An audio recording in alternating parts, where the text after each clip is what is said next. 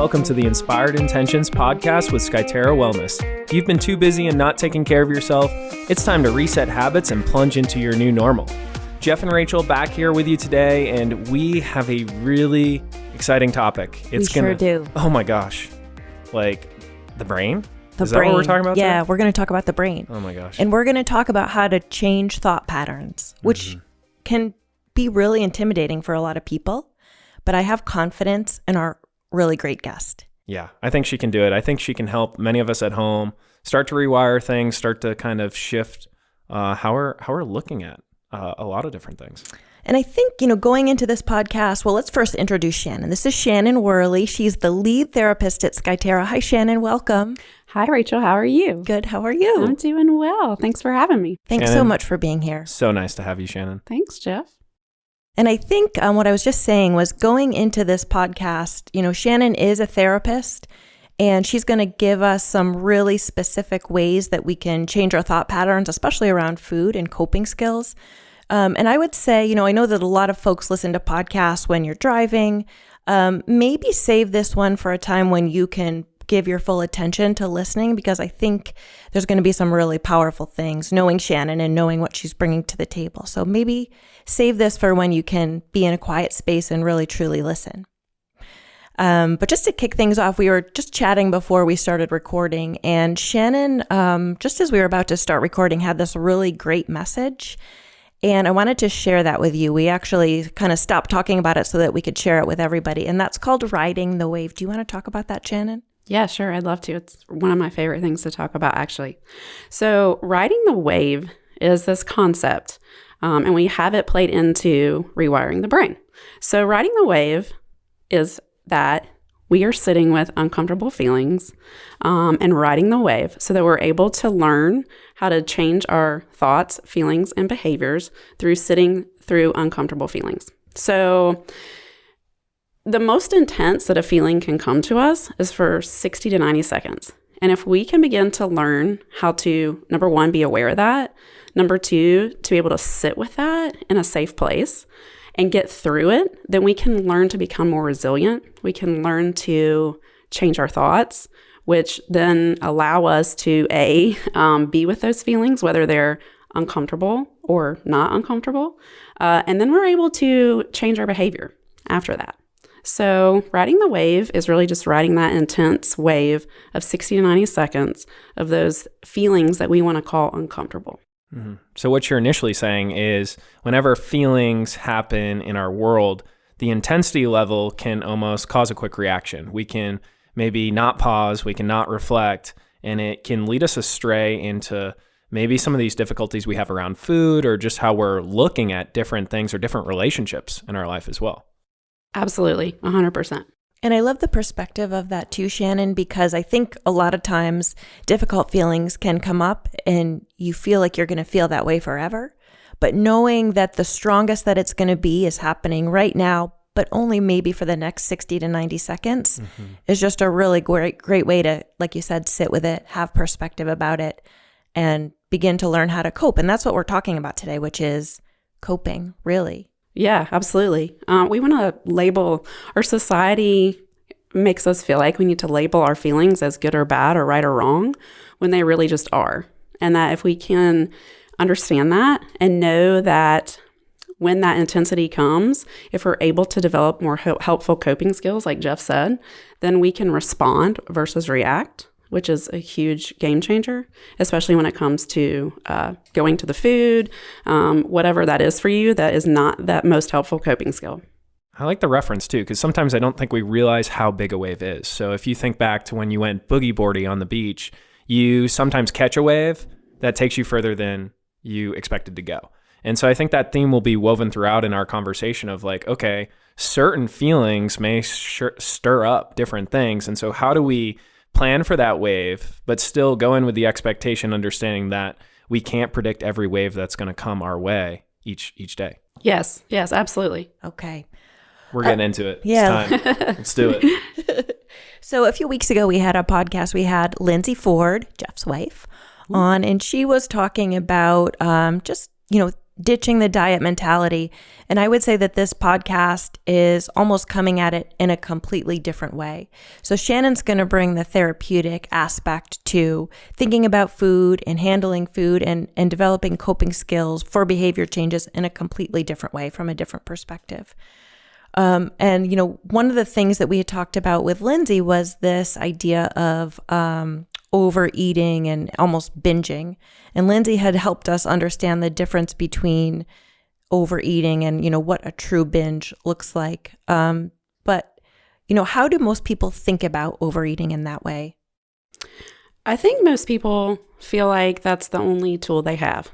It's what's been with them for a long time. Maybe that's what they learned to do. Food, it has lots of different places and uses in our life.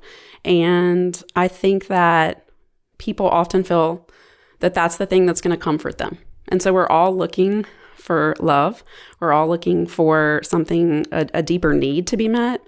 And often it's food that we go to. And so people can view that as their coping skill, their main coping skill, so that they're meeting those needs. When in reality, there are more helpful coping skills that will meet our needs.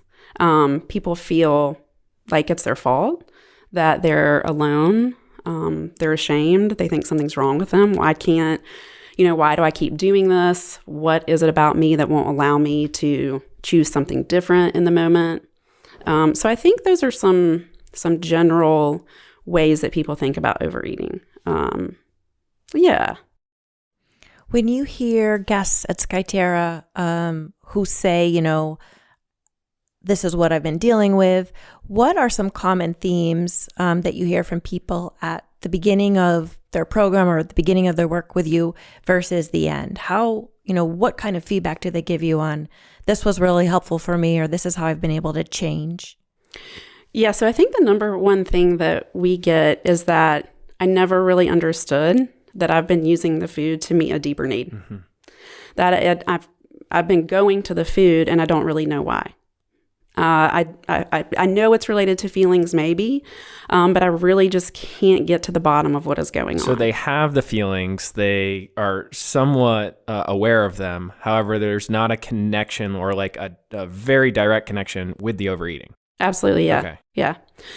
Well, some people come, everybody comes with in a different stage of change. And so some folks really don't know that it's about the feelings. I would say the majority of people do. Like Jeff said, there's an awareness. It's just that there's like this gap in between the awareness of the feeling and how can I sit through it? How can I ride that wave without always turning to the food? What makes people feel like it's their fault? I think that's kind of a dilemma with health in general, is that like there's almost like a moral obligation of like, we should eat a certain way, we should move our bodies a certain way, we should go to bed at a certain time. Have you pinpointed in your experience why people play the blame game? I think it's our society. I think it's those shoulds and should nots. I think we have been conditioned that we are supposed, just like you said, we're supposed to do X, Y, Z to meet an end goal, and that we're not focusing on the quality of life that we have.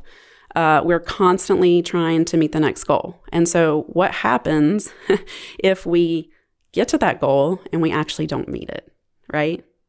And what kind of life are we living? What kind of quality of life? Are we being true to our values? Are we being true to who we are? Or are we just constantly trying to get to the next goal that we think is going to make us happy? And so therefore, I think that plays into why people think it's their fault. I failed at this, I can't meet this goal, or I did meet this goal and I'm still not happy. I'm still not where I thought I should be. So I think that's a huge part of why people do feel like it's their fault. Yeah, I think the bringing up this expression of I should be a certain way is something that faces each of us. And so I hear you saying that sometimes we'll blame ourselves because it didn't go exactly the way we thought it would. And it can be situational. It can be just a small behavior we're trying to work on. And specifically around eating, it's so interesting how eating specifically, you tend to maybe even think to yourself, even if your relationship is strong with eating from a standpoint, you feel good about the choices you're making and there's not as much shame around it, that like even when you pick up ice cream, that thing still goes through my mind of like, man, should I really be eating ice cream today? Oh, yeah. Yeah. And I want to point out here that this is a lifelong thing. Our brains, again, are conditioned. We have this thing called our inner critic, which is actually not really us. Our inner critic is not even our own voice. I mean, it's living inside of us, right? So we think it's our own voice. But the reality is that inner critic is made up of something maybe some girl or guy said to you in the 3rd grade. Maybe it's something your mom or dad said to you at a certain point. Maybe it's something your grandma said, your friend said. And then all of a sudden, we start to take these parts, right? And then we embody those as if they're us, when reality is that they're not. And then this inner critic starts going and going. And then there's those thoughts. So yes, man, should I really be eating this ice cream? For whatever somebody told me, 2 years ago, or whatever I told myself about this. It takes a long time it takes a long time, and it also does not take a long time. You can do this work immediately, but just knowing that because our brains are so conditioned, that it really is a process of learning to unwire. Yeah. And what I hear you saying is it can come from family, it can come from friends, it can come from experiences. However, it also sounds like a large majority of this comes from just how we're talking to ourselves. And that inner critic develops over time where, you think about it, behaviors are groomed. Like we do what we do just because we've always done it. So in this scenario of overeating, some of it or feeling shame before we eat a certain food can probably be related to what we've told ourselves and what we've heard around us. Oh, yeah. Yes, absolutely. So Shannon, if this is starting to ring true for people at home, what would you suggest the first step be in, are we looking to silence that critic? Are we looking to talk back to them? What should somebody do? So we're never going to be able to silence our inner critic. Thoughts are always going to come. So wait, I can't wake up tomorrow and not have these thoughts? That's not going to happen? Yeah. No. Man, sorry, listeners. That's the next episode. Yeah, right? So just stay tuned. Stay tuned. No, but there is hope. There is hope here. Yeah, so the inner critic is always going to be there. The key is learning to replace those unhelpful thoughts with more helpful thoughts. And so our thoughts aren't good or bad, right or wrong. Sometimes they're not even based in reality. And so often we get our feelings, which happen from our neck down, right? Enmeshed with our thoughts. So we're like thinking, feeling. And so I think the first step would be to understand that those thoughts are going to come. There's nothing wrong with you. Your thoughts are not good or bad, right or wrong. And so when they come, just know that. And know that that inner critic is going to be loud, right? Especially when you're trying to change the way you view yourself, how you feel and your behavior. You're going to have your own pushback with yourself. And sometimes that inner critic is going to get stronger and stronger. I think this is such an important first step. It's almost like acknowledgement in the beginning. Acknowledge that you have an inner critic. Acknowledge that other people have this similar struggle. And I think that's what kind of like unites us as humans and, individuals who are trying to take these intentions and make a new normal. It's really something that can connect us and be very powerful when we acknowledge that like every single one of us has that inner critic who's can trip up our eating patterns, can trip up even just the way we think about ourselves. And I think it's powerful too what Shannon said, which was that critic is not you. It's an amalgam of maybe everybody who's ever said something hurtful to you. That's right. In your life. That's right. Yeah. And just when it comes, you're going to have to plop it on a cloud. I like to use this analogy that when an unhelpful thought comes to you or your inner critic is talking very loudly, that you can just think about the sky and these clouds are going to come and you can pop that unhelpful thought on that cloud and let it go. What if there's no clouds in the sky that day? Yeah. Okay. Can I put it somewhere else? We'll switch to the checkerboard. Okay. All right. Yeah. Like I like to think of us as we are like the sky or the checkerboard and our thoughts are either like the weather or the pieces, right? So they're like constantly moving and changing. And we're never actually going to be able to silence them, but we can change our relationship to how we view them and then how we respond versus react to those. Wow. So would you say that figuring out the response or the reaction is going to be the second step? Well, I think the second step might be awareness, acknowledgement. And then the second step but is just self-love and patience. And then I think the third step would be, like the work, right? It's all the work. The third step is really going to be figuring out what are your values? What kind of quality of life do you want to have? What would you rather do than go to the food? And it could be that it's alcohol. It could be that it's anything else. We're focusing on food, but so often we have these other unhelpful coping skills. So what would you rather do, right? Mm-hmm. What would you want in your life than always putting that energy towards thinking about that or going in that direction? So step 3, you're starting to kind of retool the picture, whether that's the picture of yourself, you're starting to really see how you want to feel despite how you might currently be feeling. Yeah. Yes. Okay. Mm-hmm. All right. So it's starting to get a little bit more tangible at this point is what I'm hearing. Yeah. And Shannon, if we could just take a step back, I'd love to hear your perspective on that self-love and patience piece, because that's something that we talk about on the podcast is having compassion for yourself. But I'd love to hear from a therapeutic perspective what that means and what that means for people. Yeah, so self-love, self-acceptance, self-care is a very big topic right now, right? I mean, it always needs to be. But it's not just bubble baths and essential oils or, cuddling what if our listeners like essential oils? I mean, that's great. Are we sure we're not offending anybody right now? Those are part of it. Part of it. Okay. Part of it. Yeah. I said it's not always. Yeah, I agree. Because it's like sometimes I think with self-care or even rewiring our brain, it's like, oh, I can just do 1 or 2 things and it's going to be solved. Yeah. So it's this concept of sometimes self-care is actually working through the hard stuff. It's having those hard conversations. It's setting those hard boundaries. It's it's riding the wave. It's feeling uncomfortable.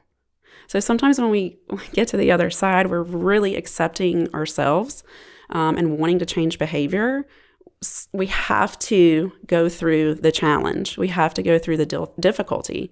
And that's not always viewed as self-care, right? That's usually what we want to run from. That's usually what we don't want to experience and why we are actually going to the food, because we are trying to stuff this stuff down. And so self-care, it is essential oils, it is bubble baths when those are appropriate. And then it's also this concept of working through the difficulty. Being uncomfortable, being able to have difficult conversations so that we can be our true, authentic selves and love ourselves. Yeah. So what you're kind of expressing is you cannot find a deeper self-love, like a deeper connection with yourself, if you don't focus on those things that aren't feeling great for you. And it's almost like it can start with some of those small steps that we're joking about here, but then it doesn't end there. You have to kind of look at those boundaries, look at the things that you have more responsibility over, because I think I always like to remind folks that they have kind of a tolerance when it comes to each of these kind of topics we're discussing, in that the body can only tolerate so much, the mind can only tolerate so much, and if we don't do the work that's necessary, then we can fall into this trap of these feelings, and overeating is sort of at the tail end of all of that. Right. And you talked about tolerance. There's a distress tolerance. We actually want to be able to increase that. So when we're having distress, we want to develop a tolerance for that. We talk about stress a lot and getting rid of stress, and we really just want to change our relationship to it. We really want to redefine it, because we need to build that resiliency up so that we're able to tolerate distress. That's where it really begins. That's fantastic. I mean, Rachel and I, our background's a little bit more on the fitness side of things, totally can relate, is like the purpose of hitting a tough training session is to really build up so you can come back stronger the next day. And it almost sounds like we should be doing the same things with our mental health. Yes, exactly. Sweet. And then, Shannon, can you talk to us a little bit more about, I've heard you say before this, kind of how thinking can get in the way, how negative thinking can get in the way. And, we've talked about where we want to focus our thoughts to, but what are some roadblocks that people are going to encounter, and then how can they get through those? So I would say the biggest roadblock would be the inner critic, right? So when we start to think, I'm not worth it, I'm not lovable, it doesn't matter anyway, oh, I had a slip, I might as well just go all in, right? So this all or nothing mentality, I think, is the biggest roadblock. We start to have those thoughts, and then all of a sudden, all the work that we've been doing just kind of goes to the wayside. Oh, it doesn't matter anyway because I went back to doing this.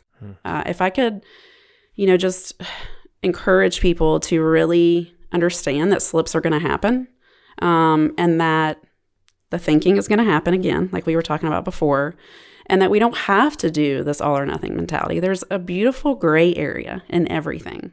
Even when it comes to changing behavior. It's not where it takes time. It takes practice. It takes increased awareness, and just understanding that if there is a slip, or if I have, I don't wake up that morning and do my morning gratitude, and I, didn't go to the gym today. Sometimes that's what we need.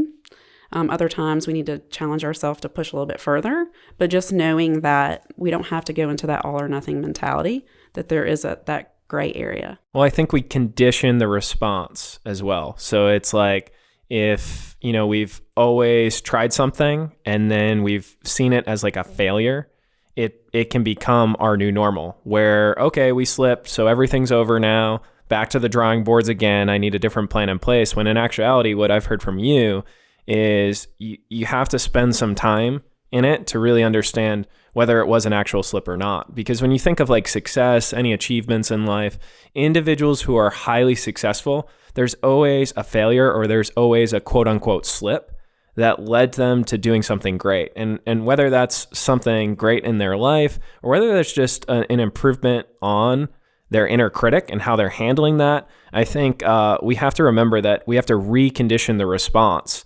versus just assume that it can happen yesterday. That's right. Yeah. And it's really about those small steps. It's really about those learning moments. It really is about learning from the failures, if you want to call them that. I like to look at them as, just like Jeff said, it's just like a reconditioning. It's just a time to say, okay, how can that teach me? How can that show me what's going on, right? So if we're looking at food specifically, what could have happened today? Could have happened this past week that I could have had this slip. Oh, right. Okay, that makes sense. I was hurt. I had a really long day at work. Somebody said something to me that caused me to get angry. I don't know. There's just a variety of things, but just really using those as what can this teach me?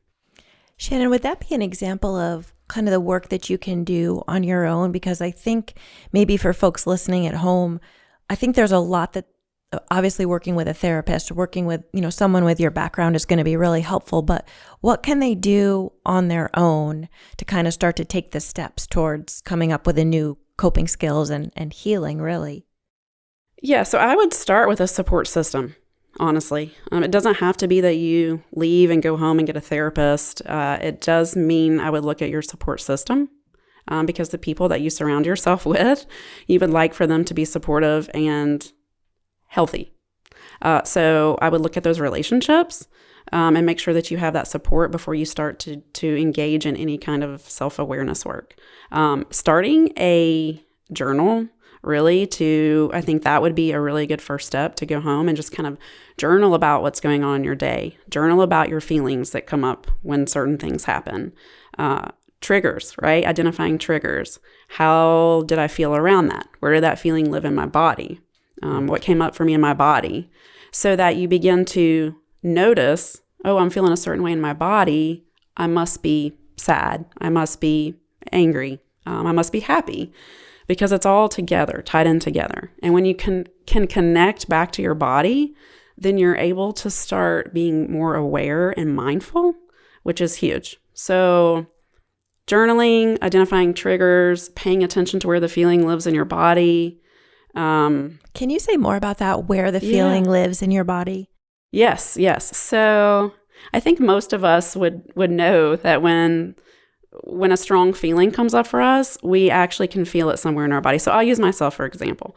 When I get anxious, or not so much anxious, but more like that anxious, frustrated feeling, the back of my shoulder gets really tense. And it's always my right shoulder for whatever reason. And I feel like a little drop in my stomach. And so I know that when, because I know that that's what happens, that means I'm anxious or angry, right? But even before that, I start to notice what things make me feel that way. So that if I know something like that's coming up, like a social event, anything like that, I can give myself some more self-care. I can go ahead and prepare because I know that stuff's going to come up for me in my body. You're talking about getting in front of those triggers is what I'm Absolutely. hearing. You're making sure that you know how you're going to feel, or try to identify it. It's not going to be a perfect scenario every time. Right. But then you can employ one of these self-care strategies to really make yourself not feel that way, to get in front of it. That's it. Exactly. Nice. Yep. Getting in front of it. And developing a mindfulness practice, meditation, is huge.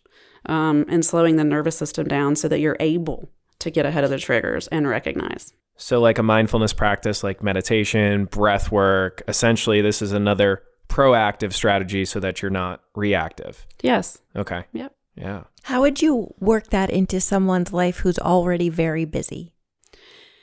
Easy. I know people think it's not easy, but it can be very easy. You can literally start with getting up in the morning and brushing your teeth. That is a mindfulness practice. You can be in the sink, not in the sink, at the sink. Wow. Or you might want to be. That would definitely be awkward. I think our executive producer could figure that one out. You probably can. Well, the jury's still out on that one. Yeah. Well, you can be at the sink and notice what the temperature of the water is. Are the brushes on your toothbrush hard or soft? What do they feel like against your gums? How does the toothpaste taste? What does it feel like coming out when you spit it in the sink? These are ways that we can start becoming more mindful. Mindfulness doesn't always have to look like a meditation practice, although that's amazing. But when we just start to slow down and pay attention. So let me back up. So mindfulness is we pay attention in a particular way, on purpose, in the moment, with no judgment. That's what it is. And so if we can do that and not judge ourselves for what's coming up, whether it's 1 minute a day brushing our teeth, whether it's holding our coffee cup in the morning, feeling how warm it is, those are ways to easily start to implement a mindfulness practice. That seems really accessible. Yeah. And I like how it's part of a routine that folks may already be doing. Yeah, where exactly. we're doing this, we're just maybe not within ourselves and recognizing some of those small points that you're describing. Exactly. Shannon, if you're trying to rewire your brain around your relationship with food, should you avoid a mindfulness practice that focuses on food to begin with? We had talked with Lindsay about having a mindful meal and, shutting off technology. Would you recommend starting with something like brushing your teeth just to kind of make it a little bit more accessible and ease your way into mindfulness? Or do you think that your mindfulness practice should be specific to behaviors you're trying to address? I think it's a mixture of both. I think the mindful eating is awesome because it really is allowing us to change our relationship to food in that moment. Whereas brushing our teeth is not necessarily changing our relationship to the food, although it's still slowing our nervous system down. So I think if you're able to incorporate both, I think that's really optimal. If you're not ready to jump in to the mindful eating, so some people were all at different stages of change, then I would begin with the smaller, more accessible practices like brushing your teeth, enjoying your coffee, noticing how the wind's blowing on your walk, whatever that is. However you can incorporate it into your daily routine, like Jeff said, I think is the beginning of it. Gotcha. The important piece. Yeah. Like we always talk about building habits. Yeah, start slow. Don't line up too many dominoes at once. And I like how Right. in this case, it's not directly related to the behavior that you feel like needs to switch up a little bit in your life. It's more directed at just the practice of mindfulness. Yeah. And if we build more mindfulness in everything we do, then that will long term probably rewire our brains to stop looking at things as like problems or things as like, oh my gosh, I can't believe this is happening. And more just recognizing that a problem's going to come up. There's going to be a situation that I'm uncomfortable with, and really understanding that the one problem is always going to lead us to the next problem. And if we do that, then we're going to, that can really weave into more than just our eating habits. It can weave into a lot of other areas that can help us live our best life. Absolutely. Absolutely. Recognizing that life is joyful and life can also be challenging and painful at times, and just knowing that, like, hey, something's going to come again. Right. I think that's great. And arming yourself with the tools to be able to deal with it when it does. Exactly. That's building the tolerance. It is. Boom. Boom. Boom. Shannon, what would you recommend if someone has a quote unquote slip up? So if they, have set themselves on their intention path, and then, as you said, life happens and they have a slip, how do they deal with that? What would be the best way? Yeah, so that's really where that support system is going to come in, and like preparing for that, okay? Because it's part of the recovery process. I think that's a piece that folks may, they may be afraid to hear that, or they may just not be aware of it, but slips are a part of the recovery process. And so that we can know that, have a support system, have things in place, you're always going to want to give yourself some extra self-care and love. Okay. This could be where the bubble bath and the essential oils and those things really come into play right in the moment, because that's something that we can go do immediately to love ourselves. To reduce the anxiety to that initial intensity that you've described. Yes. Do something kind of immediately to help just change that response for the better. Yes. Okay. Yep. Dang. I think one question to go back to like the slip scenario is, I think that can also have to do with the questions that you're posing to yourself. So I think one question that's super simple when we think of wellness coaching and individuals learning from the habits they're trying to build or the slip ups that happen is to really just ask the question of, what can I do differently next time? Mm-hmm. Mm-hmm. And it's very powerful in any context of, it's almost taking ownership over, man, I want to be better. I want to, improve this intensity that I'm feeling the next time around. So it's just like, what can I do differently next time? And I think you've really hit the nail on the head on like what you can do in the moment. And then also having the second follow-up to that of like, okay, here's what I'm going to do next time. Yeah. Yes. And that's where I would say the beginning of riding that wave is knowing that there is a next time, and that we don't have to, that goes back to that all or nothing mentality, is that there's a slip up. It doesn't mean that I have to go all the way back in. There is a next time. There is tomorrow. I can get up. I can change. I can do something different. So oceans have multiple waves. So when you go to the beach, there's more than one wave. It's very deep, Jeff. That was very deep. I try to bring it every episode. I like that. Not bad. Yeah. You can use it. That's all right. Thank you. And just kind of to play on what Jeff was saying about a slip and thinking about, that there will be another wave. Would those be good topics to journal about? Because I think sometimes, I know people that I've talked to who have tried to journal, they'll get to the blank page and they won't know what to write about. Right. Yeah. So journaling does not have to look a certain way. It does not have to be, I have to tell this story. It can really just be writing words on a piece of paper that just come up for you. So if that's, I think that's a great way to begin. And you can just put words, feelings, certain things on a piece of paper, start with that practice, and eventually you will start to want to express more. And also getting it outside of your body lets it not have so much power over you. So when you're putting your feelings and your thoughts and things that have happened to you on paper, then it's not consuming you, which is a big key component. There's almost like a separation to it, Oh, where you're yeah. able to separate yourself from the feelings in the moment. And I think there's different strategies than just journaling. I mean, that Oh, could even sure. be just go move your body for 30 minutes, go Yep. take a walk, or maybe it's like seek out that relationship, call a friend. And so there's many ways that we can switch up our coping mechanisms to help us move forward. Yeah, coping mechanisms are going to be relative to the individual. What might work for one person might not work for the other person. And I think that's an important thing to point out because we often just try what everybody else is doing, right? And those things are wonderful and they can be useful, but maybe that's just not what's going to work for you in the moment. And to really just find that thing that is going to be the most helpful for you. Rachel's doing a running streak, and I am copying her on that. Okay, well, So is that working for you? it actually is. All right. So in this scenario, it worked Yeah. out. But in every scenario, you're exactly right. You shouldn't always do just what that next person's doing. Only if that person's super cool. Yeah, only if you Like like Rachel. highly respect them and you think they're a good human being, then you should listen to them. Definitely. Well, Rachel's all those things. So there you go. You're welcome.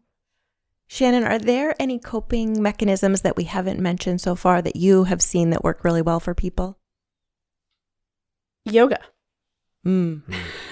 Yoga is a very awesome way to start getting connected back to the body. So being able to feel yourself in space is very helpful, actually, to getting connected to the feelings again and where things come up for you. So I think it's not necessarily that you have to develop a yoga practice per se, but maybe there are certain poses that you could do at home that are also easily accessible that could help. And I have found it personally to be very empowering for people to begin to feel their body move in that way again and know that they're in a safe place.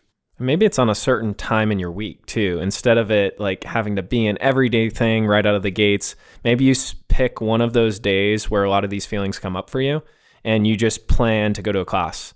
If the weekends are hard for you, maybe there's a nice transition on Fridays where you become more mindful by participating in yoga. So I think there's different ways to even set up that suggestion that can make it more realistic and be very planned and intentional around the waves that you might be always riding. And if you're looking for yoga routines, we do have Skyterra@home.com that has a lot of great routines that you can follow: yoga, breathing, meditation. Yeah, absolutely. All those things. Yeah. Yeah. And yeah. we do have an episode upcoming on yoga. Oh, wow. Nice. See, it all fits together. That's exciting. I think intentions are pretty universal and we can grab different things that will fulfill them. So We named it well, this podcast. wow, finally. It was a process. Okay, so to summarize, if you're starting to think about rewiring your brain, the first thing that you want to do is identify those unhelpful thoughts, put them on a cloud or a checkerboard, whatever image you need. That's going to help with awareness. And then also along the lines in terms of awareness is knowing that uncomfortable feelings are going to come. They're never going to stop, but the strongest they're going to be are 60 to 90 seconds. Practicing self-love, being compassionate with yourself, having patience for yourself, and then the work and the coping skills, which are going to look different for everybody. And to reiterate, the coping skills around the cues and the triggers. To really look at those triggers, have some specific game plan for how you're going to handle triggers differently. And then there's even that second step of like, okay, it happened. Here's where I can go with it. Yes, yeah. Getting ahead of the triggers, having that plan, and then figuring out what can I do different next time. Nice. And it's a process, a lifelong process, like you said. Yes, yes. Mm-hmm. Did we miss anything, Shannon? I think you guys nailed it.